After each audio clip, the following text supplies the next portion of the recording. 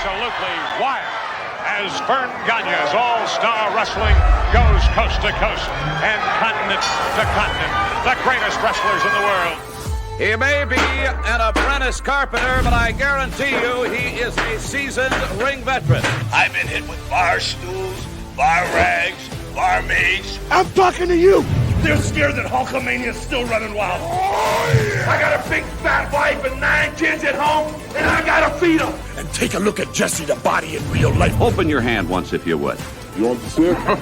This is absolutely unbelievable. Totally, completely out of control. He's coming in over the top. Hey! Look out!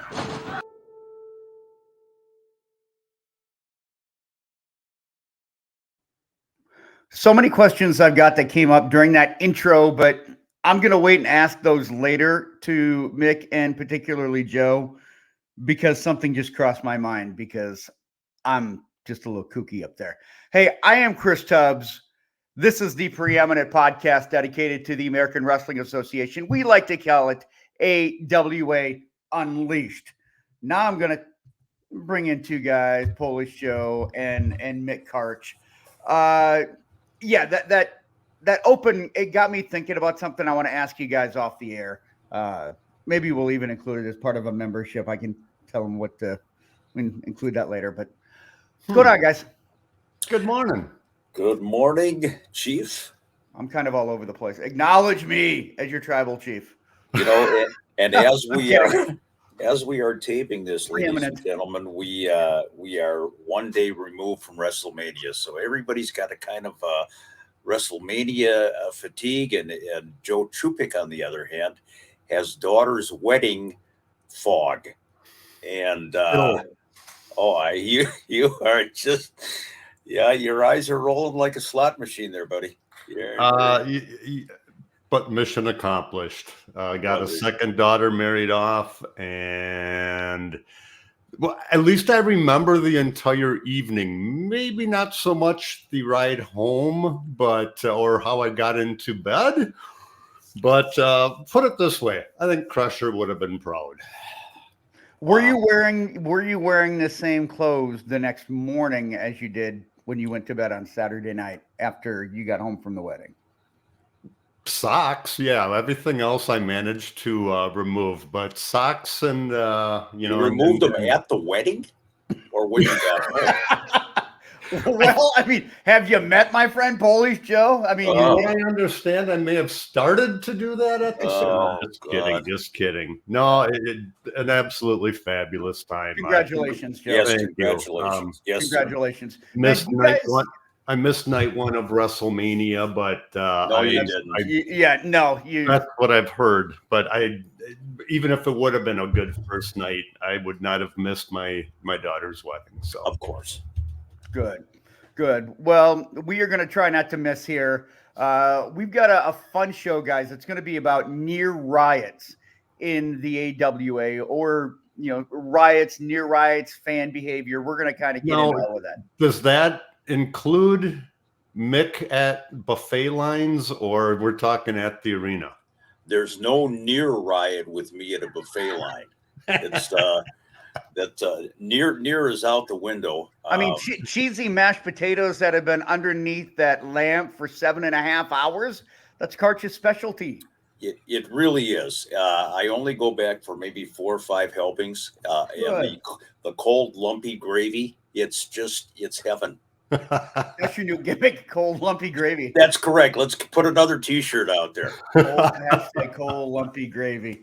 Hey, if you want to be part of the cold, grumpy, lazy gravy, I don't even know what I'm saying here. Wow. I'm just going to put the graphic up. I'll let you guys talk about it. Let's talk about memberships, guys. Memberships, which are on the rise, and we are very grateful and happy for that. And very much so. And we know that the people that have bought memberships, purchased memberships, are enjoying the perks, and that's what it's all about. And Joe, you can kind of clue everybody in. Yeah, take a look. It's right there. We're making the guy that's the most hungover do the work. Hey, Well, I'm a by day the, and a by the half time away. by the time he's done, the membership will be $4,900 a month. You know, Well, record inflation or inflation. Anyway, you can take a look at it on your screen. What we've got to offer, as you can see on the pinfall level, we have now added that you get 5 photos from mixed Frodo. photos. Oh Yeah, boy. it's going to be a rough one. I'm telling you. I'm still The Lord feeling of the Rings has spoken. Oh, I feel like I this had is good. This is going to be a good hour here.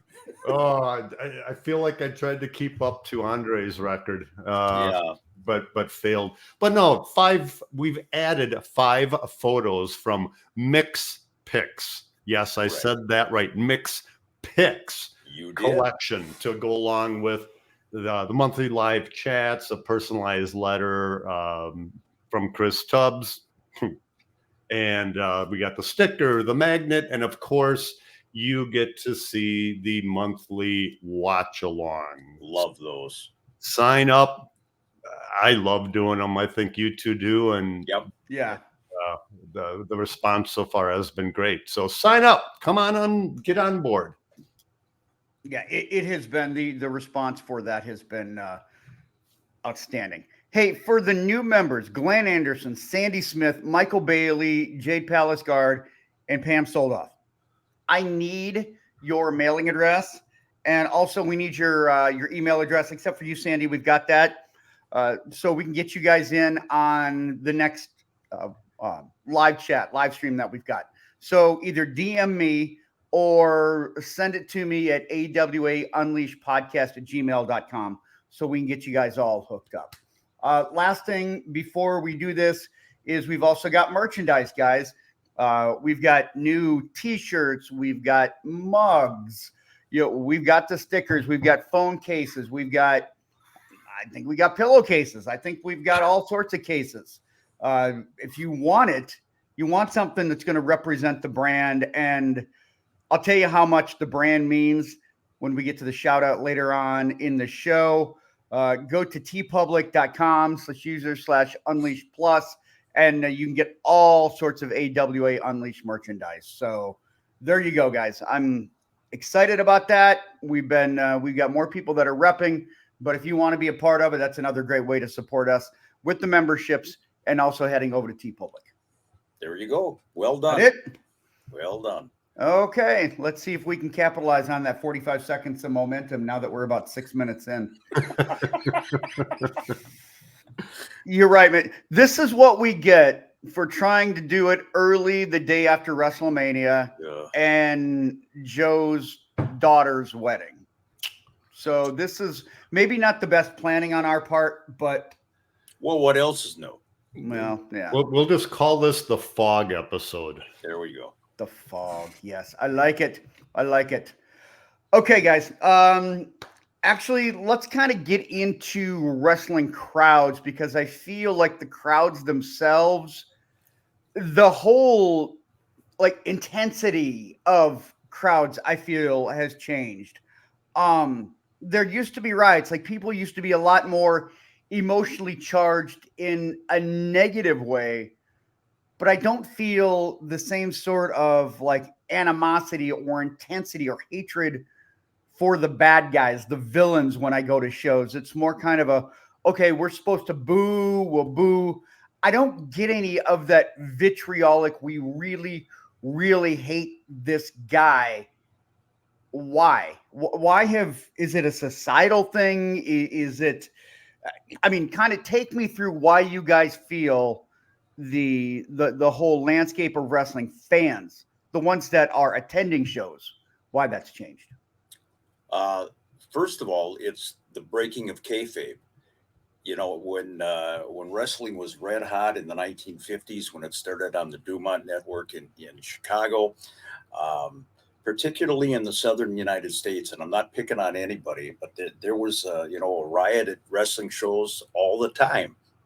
Fans getting involved, getting into the ring, to say nothing of what happened outside the ring when wrestlers would be stabbed, at a bar or a restaurant or what have you. People believed, that is the big key, Chris. They believed in what they were seeing. They believed that the arch villains were exactly the character that they portrayed on TV.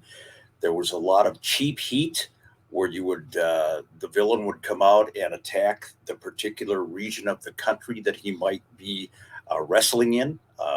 The clientele that attended the matches, it was all an air of believability.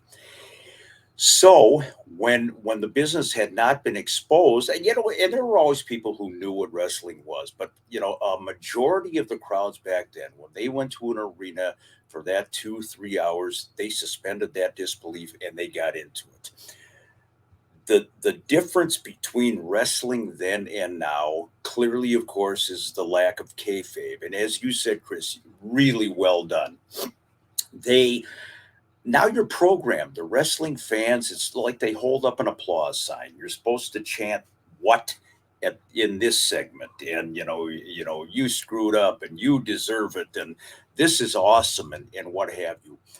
Wrestling fans don't believe anything they're seeing anymore. They know that it's a television show. They react to it like it's a television show, except when they get behind the keyboard. And I'm just going to, draw a little bit of an analogy here. Back in the 50s, 60s, 70s, when wrestling was red hot and people believed what they were seeing, the fans would react accordingly at the matches and take out their frustration on the wrestlers or in the arena. Now they do it behind a keyboard. And for me, an old school guy, I would rather have a crowd go nuts and let people poke fun at them. I don't give a shit. Oh, you believe in that stuff? You know what? I would much rather be in an era where people believed in what they were seeing and enjoyed it and had a great time, as opposed to keyboard warriors and the programmed sheep that just go on the internet and cut apart everything that they see. So, people believed it back then. Now they just want to criticize it, and that's the difference. I don't know that I could have said it any better, Mick. The internet certainly introduced a different part of professional wrestling, where combine that with the breaking of kayfabe, it's become, going to a professional wrestling event now is like going to see, and I'm dating myself here, the Rocky Horror Picture Show, where the fans are now a part of the event with the signs, with the chanting, "This is awesome," and every other chant that you can deliver.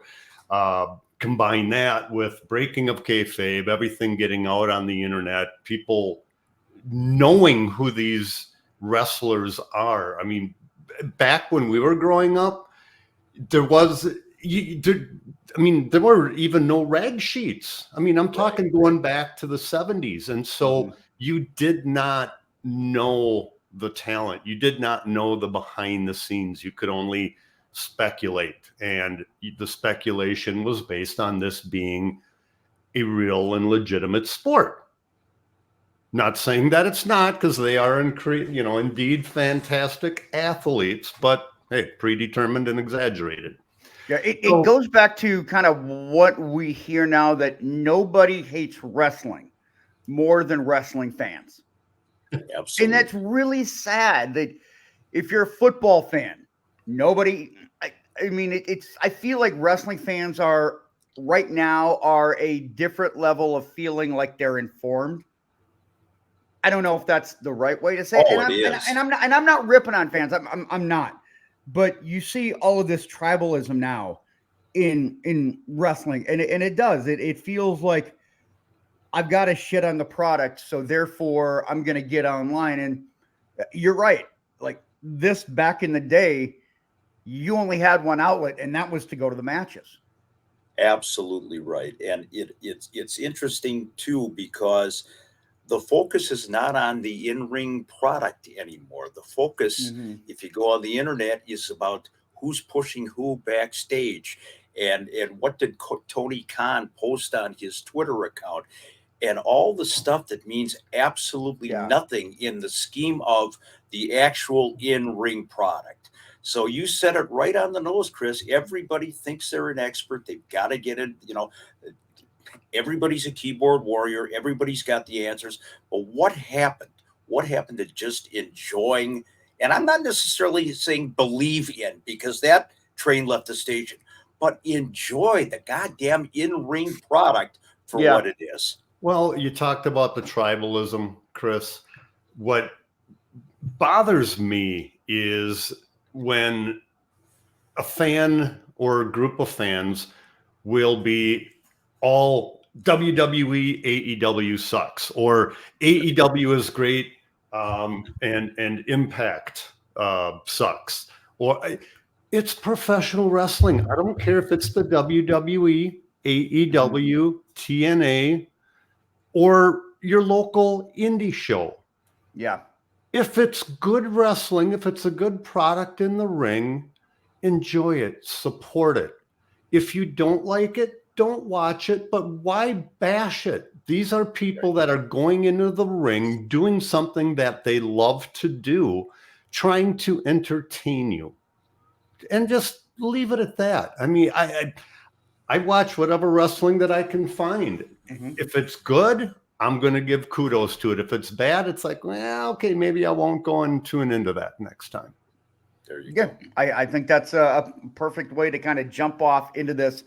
And we set it up a little bit longer because, again, the context of this conversation is going to revolve around the intensity that fans had to release at the show instead of having an outlet via, keyboard, online, social media, whatnot. So let's get into the first one here, guys. Excuse me. I want to start at what they call the world's most famous arena. And I'm just going to say Madison Square Garden. And I'm going to let you guys kick it off. Mick and Joe, I'm going to let you guys kind of take it from here. Madison Square Garden, as you said, Chris, the most famous arena in the world. And again, we're drawing that line. So the new school fan, the modern day wrestling fan, needs to know what it was like back then, and don't laugh at it because people believed in it. The Madison Square Garden show, probably the most infamous riot of all time in professional wrestling, at least the one that got the most notoriety, was in 1957 at Madison Square Garden. The main event was Edouard Carpentier teaming up with Antonino Rocca. He was Italian. He was over like a megastar out on the East Coast in Madison Square Garden. And they were taking on the team of Dr. Jerry Graham and Dick the Bruiser. And Dick was early on in his career, and he was a hated villain at the time. Well, as the headline said, this developed into a full-scale, all-out riot at Madison Square Garden. Antonino Rocca had some blood spilled, and the fans hadn't seen that before. They went absolutely apeshit. And what wound up happening, there were fights in the crowd, there were fights in the ring, chairs were being tossed around. It was a complete and total nightmare. And that's Antonino Rocca right there. And he was kind of the predecessor to Bruno Sammartino as far as that demographic out in New York and that area. But it got so completely out of hand that legitimately, and there's Eduardo Carpentier, wrestled in the AWA later on in the 1960s and 1970s, great talent. What happened was, they stopped the match, and I don't know if it had gotten completely out of control, if they called it a no contest, whatever. But there were 60 cops were injured. Fans were injured all over the place. There's Dr. Jerry Graham, a great heel back in the day. They wound up suspending this as the New York State Athletic Commission. And I don't know what the upshot was when they went before the board or the athletic commission to plead their case. All the wrestlers were fined. I don't know if they broke kayfabe at that time for the athletic commission. All the wrestlers were fined, And great shot there. From the left, that's Rocca, Carpentier, Bruiser, and Jerry Graham. Dick the Bruiser was suspended for life from wrestling in the state of New York by the New York State Athletic Commission. And I only do that. I know it's not an AWA related situation, but this was probably the most infamous wrestling riot of all time. And again, I wish I had more details as to what the boys said under their testimony or pleading their case or whatever. But it was absolute chaos at the Garden. And Bruiser, yes, he was legitimately, not Wally Carbo-like, he was legitimately suspended for life in New York. And this was back at a time when professional wrestling was under the supervision of boxing and or wrestling commissions. Promoters had to go and get a license to run an event because professional wrestling was presented as a sport. So that's why you had Mick was talking about the commission and being fined. That's just, it wouldn't happen today unless a fan got injured. There might be a lawsuit. But in the Twin Cities, we had the Minneapolis Boxing and Wrestling Commission that no longer exists, at least as it pertains to professional wrestling. And everything is so controlled today, Joe. I mean, most of what you see on television is such a closed off environment. And it's such a corporate environment nowadays. Yes, absolutely, Chris. You are spot on. It has become big business, not your small town mom and pop wrestling promotions. And it's night and day. So for the new school fans who are scratching their heads and say, hey, come on, everybody knows. No, back in the day, everybody didn't know. And that, again, what a situation, what a riot. And that's just the first of the ones that we're going to talk about today. Different time, different era, to say the least. Yep. Let's go to Chicago for this second one. Let's fast forward about 10, 11 years. Let's go to the late 60s. Let's go to the cats versus dogs, if you will. The Big Cat and the Mad Dog. This is, again, talk about the intensity and the believability of wrestling into the 60s, into the 70s. Chicago, as we have noted here on this program many times, notorious for wild crowds at the Chicago Amphitheater. First of all, the amphitheater was on the south side of Chicago, bad Leroy Brown, and they sold hard liquor at the matches. Well, you take wrestling fans who believe what they're seeing, take hard liquor, put the two of them together, and you can imagine what the end result is. What we're going to talk about is a situation, Ernie Cat Ladd, who was a tremendous pro football player and then broke into professional wrestling, wrestled here in the AWA in the late 1960s. Ernie was a babyface in Chicago. African-American, one of the greatest African-American wrestlers of all time. He was going to be wrestling Mad Dog Vachon, and we've talked about riots and near riots.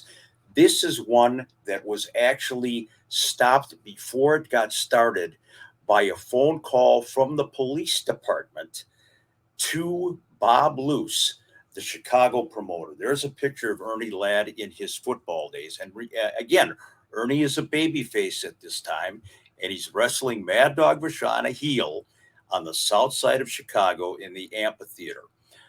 The promoter, there's the dog, the promoter, Bob Luce, who is one of the legendary carnies in professional wrestling, gets a phone call from the police department.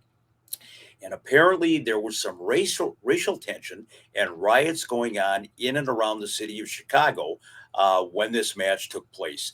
The cops basically said to Bob Luce, listen, the African-American or the black professional wrestler is going to win tonight, or else. He basically, or the officers basically laid down the law to Bob Luce because they were anticipating, again, the believability of wrestling. If the dog went over, and I should have the information at hand, I don't. if the dog went over, there was going to be trouble. They sensed the riots. It was a time of political tension, racial tension, and it could have all exploded in Chicago at that time. And later on, of course, things did happen at the amphitheater. But again, the believability, and the cops weren't taking any chances. Question, Mick, was race any part of the angle going into it? I don't believe so, Chris.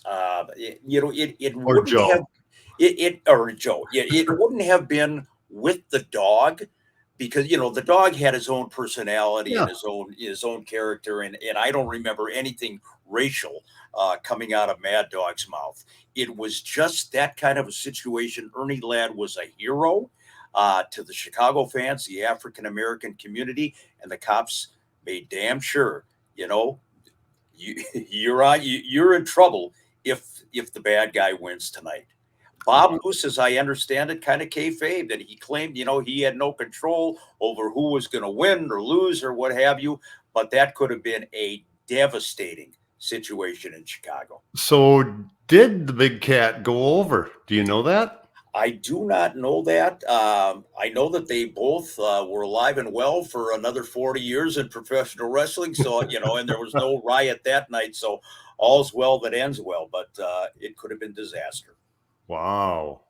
Never heard that one. It's sort of, well, in a small way, reminiscent of the Jimmy Superfly Snuka and Colonel De Beers racial tensions at the Showboat. And of course, that went over to include Derek Dukes. It's not on our list today, but another near riot at the Showboat from, I certainly remember that night.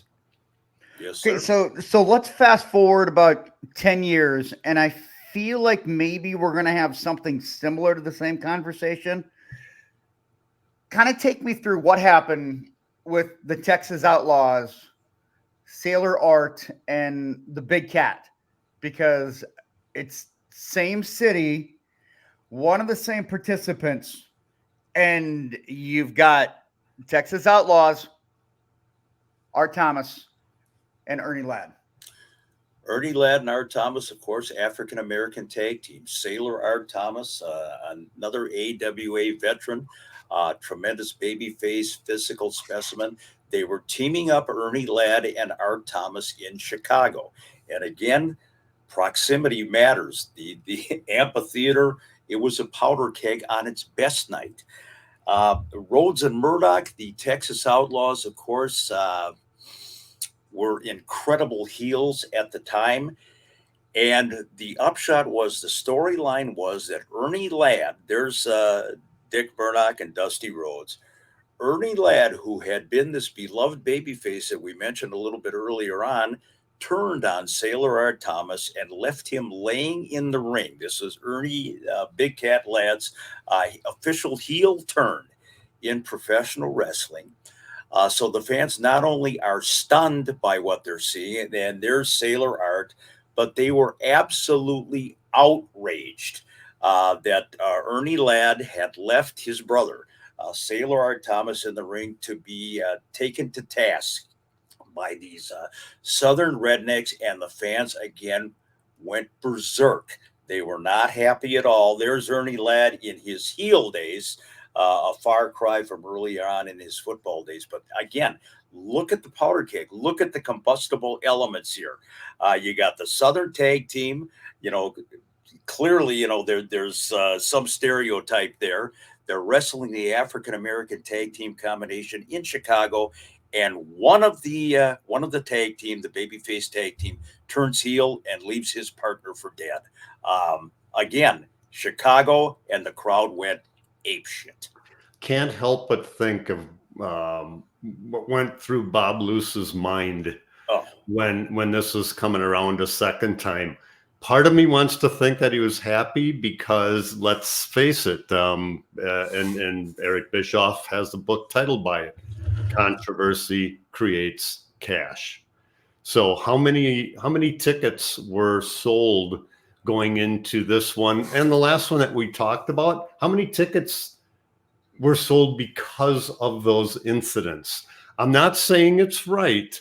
I'm just saying, knowing wrestling promoters, there's a part of me that's thinking they're like, yeah, let's poke the bear a little bit. Let's poke it, and then we can get more people to buy tickets for our next event.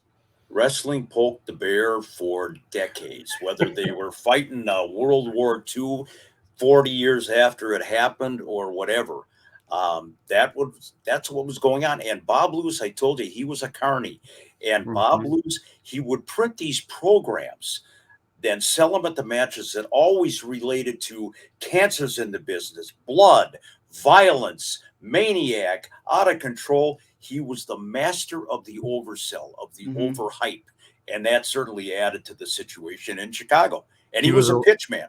He was a living infomercial before there were infomercials. You are correct. Interesting. I didn't know he was that much of a carny. Unreal. Gene Okerlund times 10. Yeah. Wow. Wow. Yeah. Okay. Yeah. I'm learning something new here. Let's go a little bit further west, not much, to the city, the area that we're located. But I want to stay in the 70s. I kind of want to go back a few years. I know we're kind of skipping back a little bit chronologically, but we've still got Rhodes and Murdoch. And then we've got Nick Bockwinkel and Ray Stevens. Walk me through Minneapolis in 1973, Mick. Amazing. And again, Rhodes and Murdoch, for the relatively short time that they were a tag team in the AWA, you see a pattern here. They created some very hostile reactions from the fans. There's Dusty and there they are again. There they are again. You know, whether it was the Minneapolis Auditorium, Chicago Amphitheater, or the Flame Cafe on 14th and Nicollet, Rhodes and Murdoch were the real deal. Now you've got a situation where you have four heels. Rhodes and Murdoch were not baby faces; they were heels, and they are wrestling Bockwinkel and Stevens at the Minneapolis Auditorium. The way this came about was Nick was part of a 6-man tag match, and I believe he walked out on Dusty Rhodes, and Rhodes calls Murdoch and blah blah blah, and let's get even with these guys. The crowd decided that Dusty and Dick were their favorites for the night. Interesting, they made their choice, but Nick and Ray were the bigger heel tag team of the two. As the match is progressing, and it's a brawl as you would expect, all of a sudden, it really hit the fan. People are getting into the ring, and off-duty Minneapolis police officer Bob O'Brien, who was part of security, was stabbed. Luckily, if there's such a thing, it was a penknife, nothing life-threatening. But Chuck Swenson, the referee, knocked the guy out, knocked the fan out with a punch. A fan tried to jump on Nick Bockwinkel on the outside of the ring as the chaos was ensuing in this match. Total and complete bedlam, and pretty damn near a riot at the Minneapolis Auditorium. And again, you got four heels. Nobody was even a beloved babyface at the time, but it was the electricity and the intensity in the building. So going on what I had talked about previously, how promoters will have a tendency to feed off of something like that. Was there a return match the following month, or did they just cut it off at that point?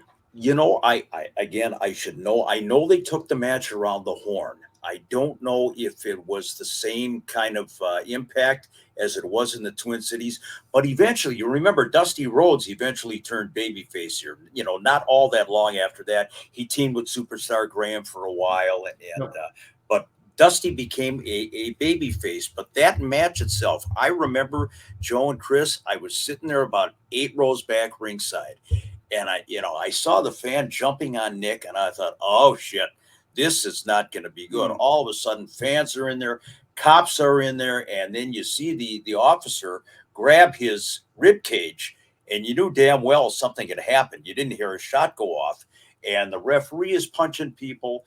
And Minneapolis was relatively tame compared to some of the other cities, but not this night. From a production standpoint, so I got my director hat on.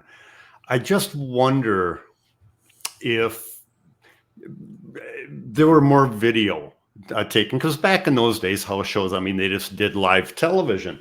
But if it would have been recorded, I'm wondering if Vern would have said, let's put this into every market that we're going to be running to show the riot that happened, or if he would have tried to brush it under the rug, as if you will.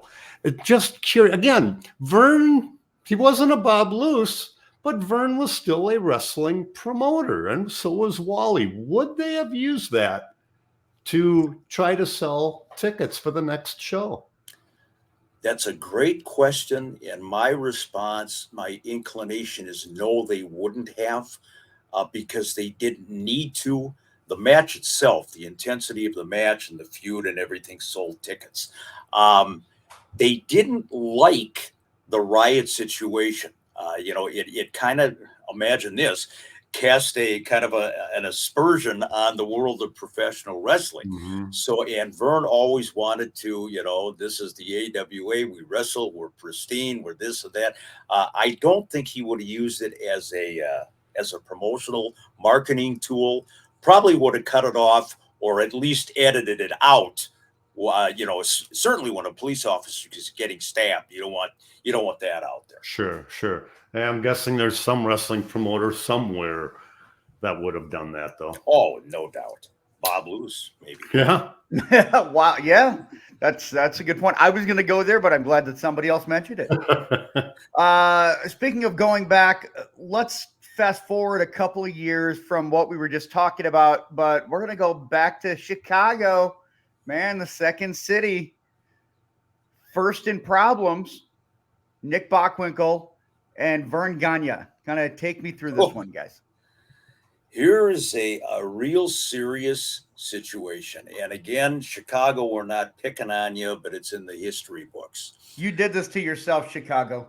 Absolutely. It's way to generate heat, Chicago.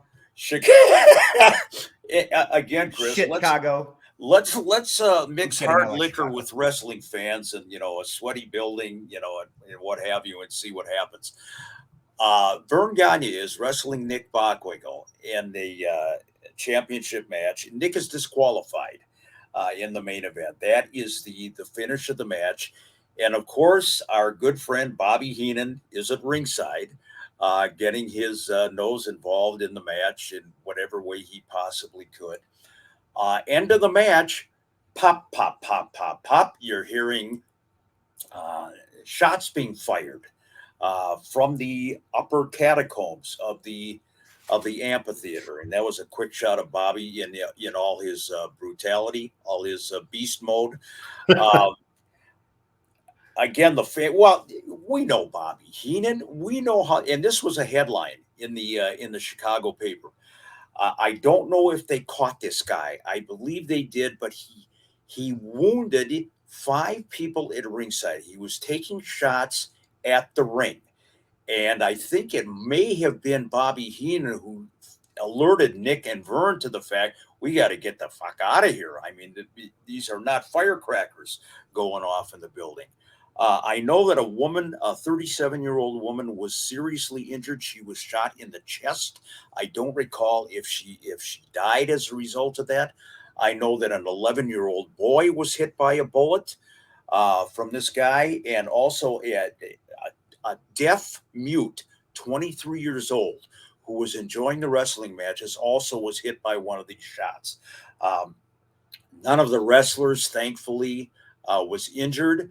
But again, it was crazy. And the next time I saw Nick in Minneapolis, I talked to him about it a little bit. And coincidentally, somebody shot off a firecracker in the main arena at the Minneapolis Auditorium as I was talking to Nick outside in the hall. And Nick turned white as a ghost and ran towards the hallway to see what had been going on. He had PTSD from a couple of weeks before in Chicago. Again, Chicago, but again, the believability, and then Bobby Heenan and hard liquor, and oh my God. Yeah. There you go. Liquor, guns, and professional wrestling. Oh, what could go wrong, Joe? Yeah, just let anybody in, and just the insanity of it. But again, a different time, different era, the believability mixed in with the three elements, not just professional wrestling, but professional wrestling with kayfabe still alive. That's just that it presented to be a very horrible mix on many occasions back in the day. Thankfully, we're not seeing that as much in today's world or today's wrestling. Obviously, the guns are still out Guns there. are still an issue. Yeah. Yeah. And just to digress a little bit, I alluded to it a little bit earlier. This is in the arena. Wrestlers are getting stabbed, getting into fights, getting shot outside the arena. Roddy Piper is attacked. Ole Anderson is attacked. Harley Race, of course, here in the Twin Cities area, gets attacked. So people, even if they saw these guys out in public, the believability was there. Yeah. You son of a bitch, I'm going to get you. You know, you got nobody around you now. There's no cops. I'm going to get you. There was no difference between the person they were in front of the crowd and the person they were perceived to be outside. That is absolutely it. You got it. So is it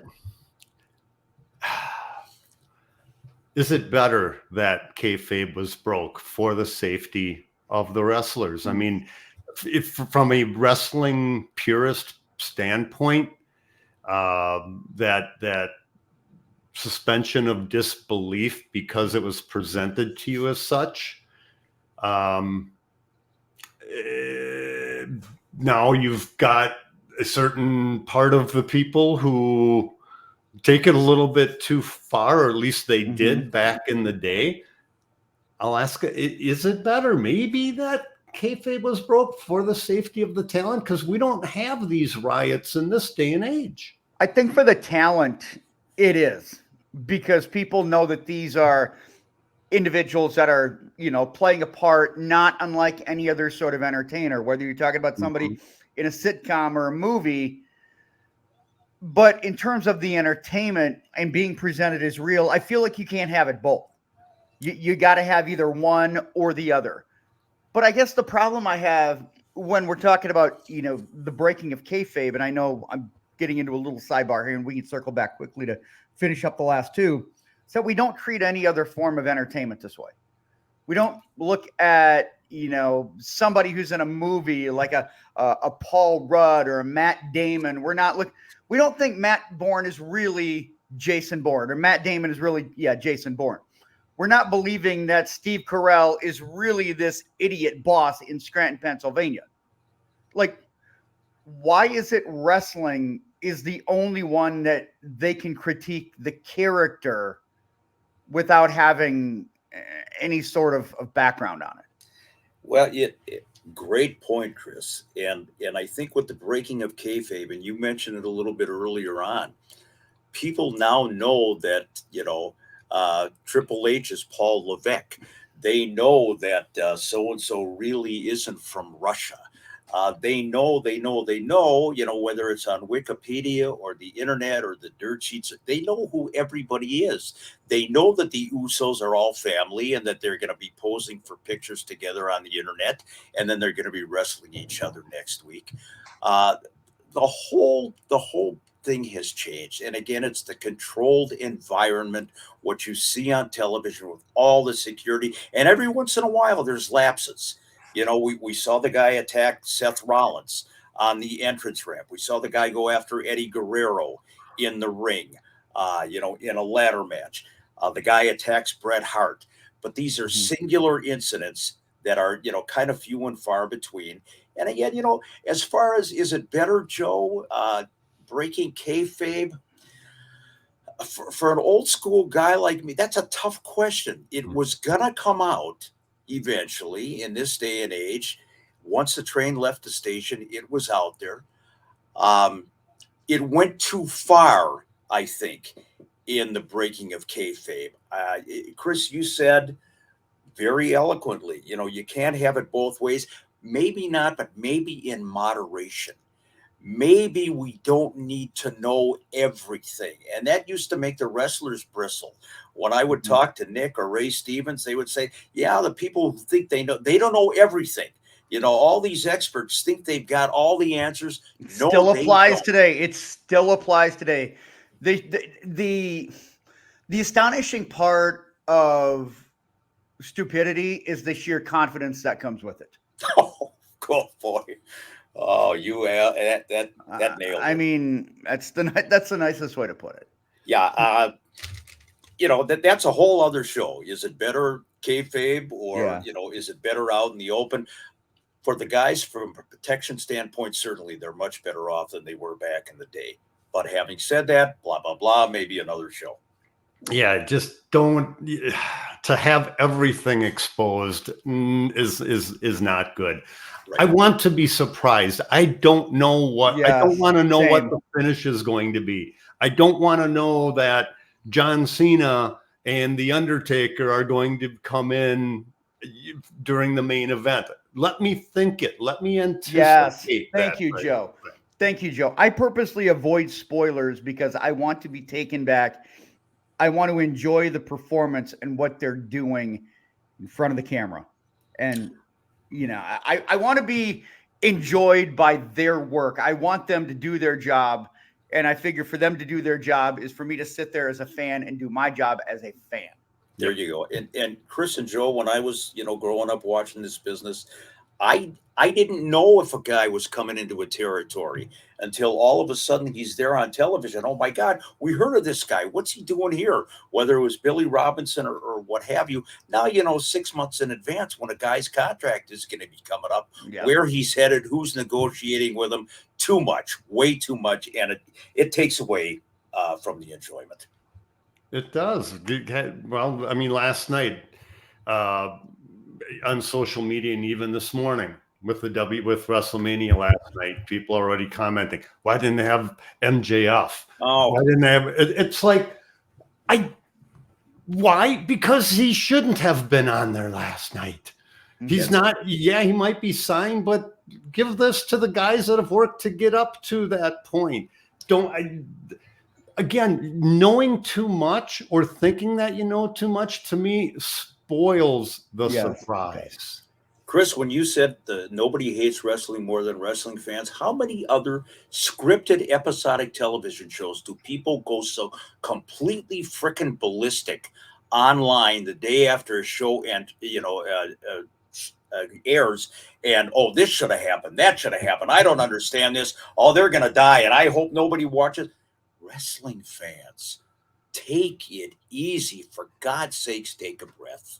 Enjoy it. Enjoy what's in the ring. Enjoy the talent that is being presented to you, whether it's a local indie show, AEW, TNAW. Just settle the fuck down. Yep. Well, another place that people did not, quote unquote, settle the fuck down was Super Sunday. And that in and of itself, this seems to be an axis, a turning point in a lot of people's minds. It might not have had anything to do with the end result of the AWA, but this is certainly something that people have debated and will continue to debate. Super Sunday, Hogan, Bockwinkel, and the title reign that wasn't. The reason that this match is part of this show is that was as close as the AWA in St. Paul had been to fans rioting in many, many years. And really, I mean, there were fights going on. There was shit being thrown at the ring. People are chanting BS. They were hot. And it's amazing that was in the modern era of wrestling, too, that they would respond this way. But that's how over Hogan was as a babyface and how hated Nick and Bobby Heenan were as heels. But again, Chris, you said it, when the decision is reversed and Hulk Hogan is deprived of that AWA championship, they're still talking about it 40 years later, for God's sakes, still analyzing it. Would it have made a difference in the AWA, blah, blah, blah. I don't know. I don't care. I don't think so. What I do know is back in the day, for its time, that believability factor was still there. It was still a couple of years out from being totally exposed by WWF and Vince McMahon as sports entertainment or what have you. So when Hogan doesn't go over, when Stanley Blackburn reverses the decision, the crowd went absolutely nuts, and they were pissed, and they let the AWA know it. It was pretty wild. I was at Super Sunday, and I never got close to being one of those fans to throw something or so forth. But yeah, everybody was pissed. Everybody thought Hogan was going to get the belt. We all wanted Hogan to get the belt. Near Riot, yeah, I think you're onto something there, Mick. I couldn't help but think that night, thinking back, 41 years ago, how Stanley Blackburn was going to get back to the locker room because from the fans' perspective, it was because of Stanley Blackburn that Hulk Hogan did not get the belt, because he's the one that reversed the decision. So Stanley was, probably mid-late 70s, didn't really move around too well. But he did get back, and no shootings, no stabbings, just a lot of empty and half full beer cups thrown at him. Poor Stanley Blackburn. You know, this SOB, this figurehead president of the AWA, is probably sitting on his porch in Amarillo, counting his money. I think he was an attorney or landholder or something. And he's probably farting his beer or whatever. And he gets a call from Vern, and Vern says, "Come on up here, Stanley. We're going to have Hogan and Bockwinkel." And then when Stanley comes into the locker room, Vern says, by the way, Stanley, you're going to reverse the decision in front of 19,000 rabid Hogan fans. And poor Stanley doesn't know what the fuck town he's in, let alone that this is going to happen. The fall guy. And yes, Stanley Blackburn is a real human being. Yes, he did exist.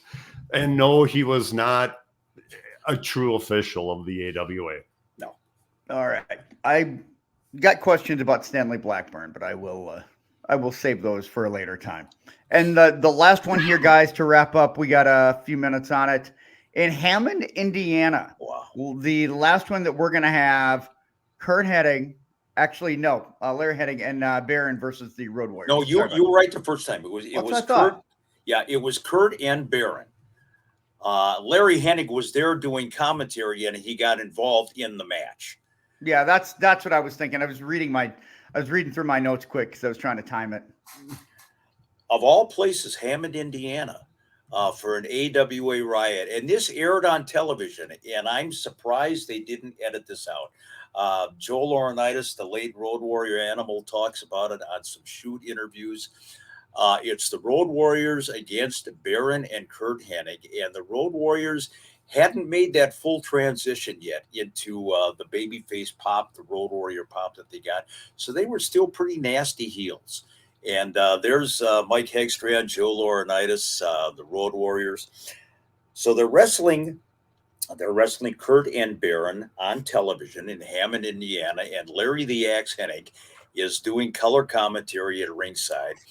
And the finish is, they're beating the shit out of Barron, and then Kurt gets his neck caught in the top and second rope. And now Road Warrior Animal is Hawk is taking a chair to Kurt Hennig as Kurt is hanging there in the ropes. Well, Hammond, Indiana went apeshit. They went totally ballistic, and there's a disqualification, what have you. Larry Hennig comes into the ring, clears the ring of the Road Warriors, and as they're going back to the locker room area, and this is according to Animal, and I didn't remember this part of it, apparently some biker gal, some biker chick took a slap at Animal. Pretty good slap, as a matter of fact. And Animal, kind of defensively, boom, he doesn't know who's hitting him, sends a backhand. Well, that did it. Now the crowd is erupting. They are throwing chairs at the Road Warriors as they're getting back to the locker room. As Animal describes it, these big, tough, overweight farm boys are taking off their shirts, with their pot bellies hanging out, their farmer tan, and they want to fight Animal and Hawk on the way back to the locker room. So, yes, this was a full-scale, although a relatively small crowd, legitimate riot that aired on AWA TV. And if you notice, there's one point, I believe it's Hawk gets hit over the head with the chair, tossed by a fan, and I think it was Animal. And Joe, if you've got the footage someplace, I don't know if you do, levels this prick with a forearm shot that was like somebody chopping down a tree. So again, that was probably the last hurrah for the AWA in terms of intensity and fan violence. So that was of all of the near riots that we've talked about. This one, I was actually in the production truck for it in Hammond, Indiana. We were like, holy shit, this is getting out of hand. We were concerned that something worse is going to happen.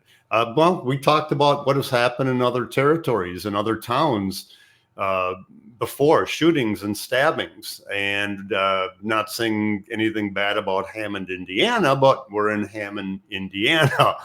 And so, but we were genuinely concerned, especially when it started to get out of hand.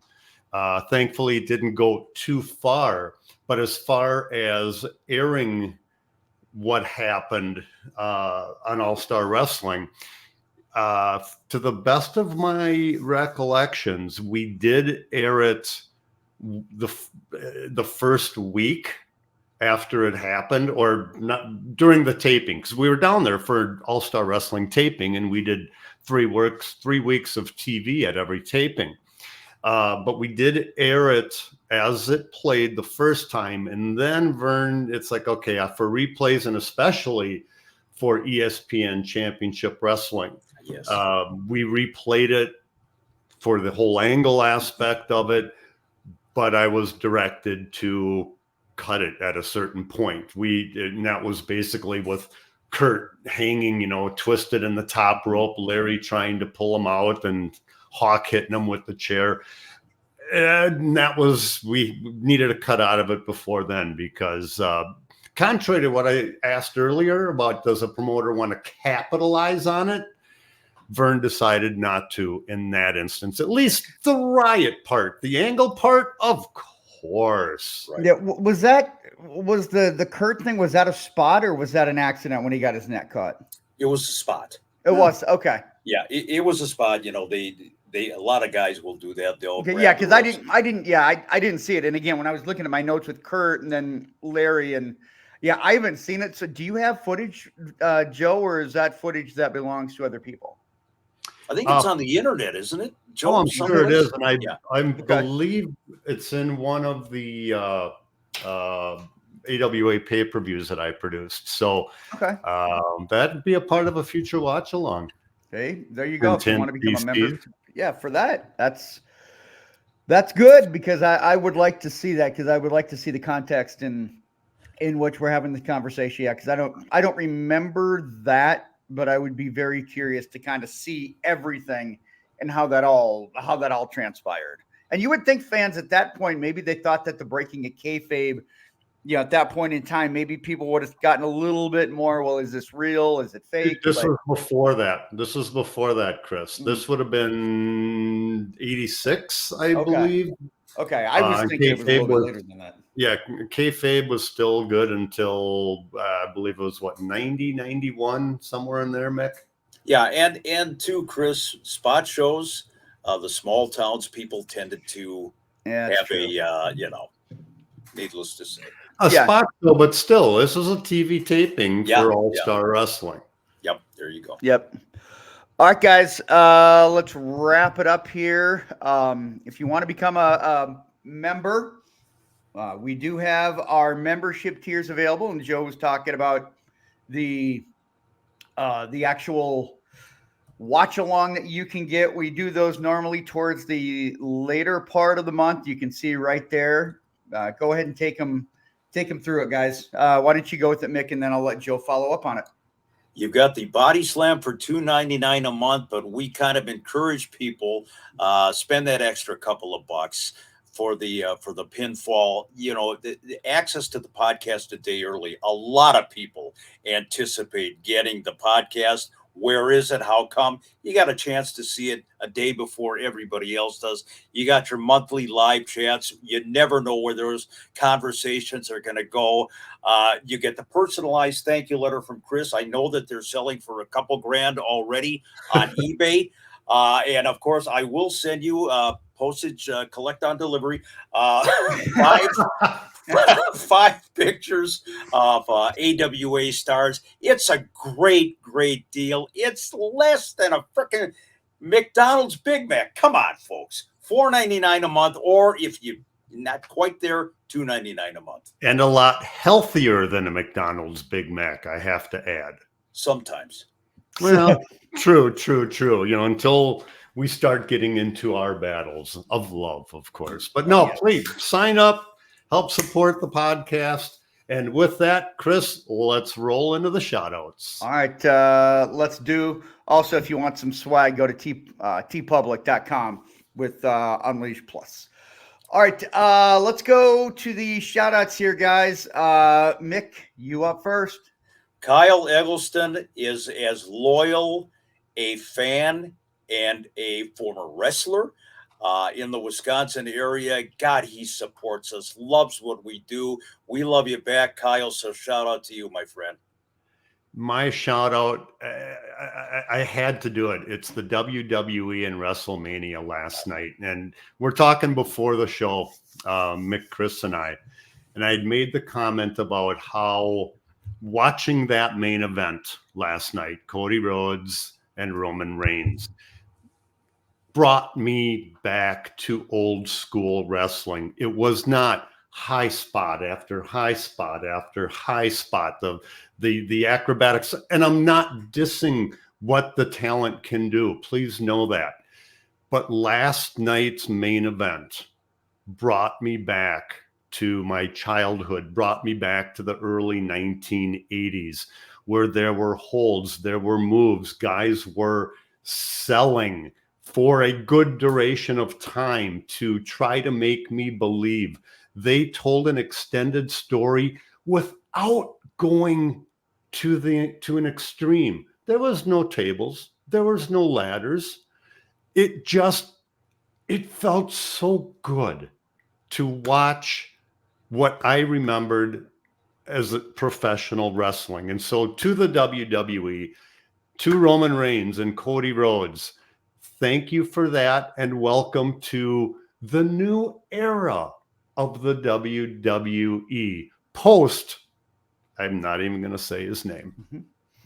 I think they're making a conscious decision and trying to publicly get away from that. I'm going to give the shout out to one of our guys, Jason Biaggi, who was at WrestleMania. And look at that, repping at the link. Yes, sir. Jason, look at you, brother. Look at you. Yes, that is outside Lincoln Financial Field, night 1, Saturday. Jason repping the AWA Unleashed podcast with 72,000 of his closest friends. So I think that I actually saw the wise man, Paul Heyman. I think he pointed up at Jason and he acknowledged the shirt because he realizes how important the AWA was in him being a Hall of Famer. We haven't been put over that much since you wore a shirt at one of the television shows. Oh, that's right. I did that at Dynamite and Rampage and Dark Elevation and Dark Elevation Plus and whatever is running on Windows 95 and the MySpace YouTube channel stuff that AEW is doing. I mean, yeah. Now, rumor has it that he caused a near riot wearing that shirt last night because 72,000 plus other fans wanted to beat him up so that they could get that shirt. Well, hey, there's an easier way to do it.